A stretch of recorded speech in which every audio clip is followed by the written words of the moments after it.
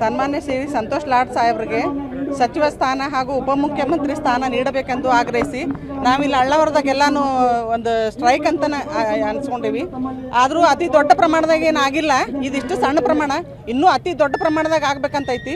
ನಾವು ಇಷ್ಟೆಲ್ಲ ಹೋರಾಟ ಮಾಡಿ ಅವ್ರಿಗೆ ಸಚಿವ ಸ್ಥಾನ ಉಪಮುಖ್ಯಮಂತ್ರಿ ಸ್ಥಾನ ಕೊಡೋದು ಅವಶ್ಯಕತೆ ಇದ್ದಿದ್ದಿಲ್ಲ. ಅವರ ಕರೆದು ನಮ್ಮ ಸಾಹೇಬರಿಗೆ ಇಷ್ಟೆಲ್ಲ ಕೆಲಸ ಮಾಡಿದ್ದು ನೋಡ್ಯಾರ, ನೋಡಿನೂ ಅವ್ರಿಗೆ ಹಿಂಸರ್ಸ್ಯಾರ ಅಂತಂದ್ರೆ ನಮಗೆಲ್ಲ ಅವಮಾನ ಆದಂಗೆ ಆಗೈತಿ.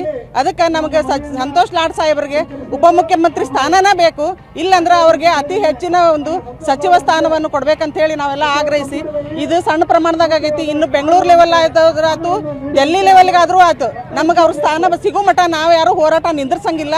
ಮತ್ತು ನಮಗೆಲ್ಲ ಅನ್ಯಾಯ ಆಗೈತಿ. ಇದನ್ನು ನೀವು ನಮ್ಮ ಹೈಕಮಾಂಡಿಗರ ಆಯ್ತು, ನಮ್ಮ ಬೆಂಗಳೂರಿಗೆ ಡಿ ಕೆ ಶಿವಕುಮಾರ ಸಾಹೇಬ್ರಿಗೆ ಆಯ್ತು, ಎಲ್ಲರಿಗೂ ತಿಳಿಸ್ಬೇಕು. ಈಗ ಏನಾಗೈತೆ ಅಂತಂದ್ರೆ ನಮ್ಮ ಪಕ್ಷದ ವಿರುದ್ಧನೇ ನಾವು ಮಾತಾಡುವಂಥ ಪರಿಸ್ಥಿತಿ ಬಂದೈತಿ. ಯಾಕಂದ್ರೆ ನಾವು ನಿಷ್ಠಾವಂತರ ಕಾರ್ಯಕರ್ತರು, ನಾವೆಲ್ಲರೂ ಕಾಂಗ್ರೆಸ್ ಪಕ್ಷದ, ಯಾರೋ ಎಲ್ಲೇ ಅಳಗಾಡಿದ್ರು ನಾವು ಎಲ್ಲೂ ಅಳಗಾಡಿಲ್ಲ. ಕೆಟ್ಟದ್ದಾಗಲಿ ಚಲೋದಾಗಲಿ ನಾವು ಸಾಹೇಬ್ರ ಪರ ನಿಂತೇವಿ. ಸಾಹೇಬರು ಮಾಡಿದ್ದು ಇದನ್ನೆಲ್ಲ ವರ್ಲ್ಡ್ ಫೇಮಸ್ನೂ ಆಗೈತಿ. ಪ್ರತಿಯೊಂದು ಕರ್ನಾಟಕದ ಮೂಲೆಗೂ ಹೋಗ್ಯಾರ. ಅವರು ಆರಿಸ್ ಬಂದಿದ್ದು ಕರ್ನಾಟಕ ಮತ್ತು ಇದು ಕಲ್ಗಟ್ಗಿ ಮತ್ತು ಅಳ್ನಾವರ ಕ್ಷೇತ್ರಕ್ಕೆ. ಆದ್ರೂ ಇಡೀ ಧಾರವಾಡ ಜಿಲ್ಲಾ ಆಯ್ತು, ಇಡೀ ಕರ್ನಾಟಕದ ಮಕ್ಕಳಿಗೆ ಆಯ್ತು, ಬಡವರಿಗೆ ಎಲ್ಲರಿಗೂ ಹೆಲ್ಪ್ ಮಾಡ್ಯಾರ. ಅದನ್ನೆಲ್ಲ ವಿಚಾರ ಮಾಡಿಕೊಂಡು ಅವ್ರಿಗೊಂದು ಸಚಿವ ಸ್ಥಾನ ಕೊಡ್ಬೇಕಂತ ಹೇಳಿ ಆಗ್ರಹಿಸಿ ನಾನು 2 ಮಾತು ಮುಗಿಸ್ತೇನೆ.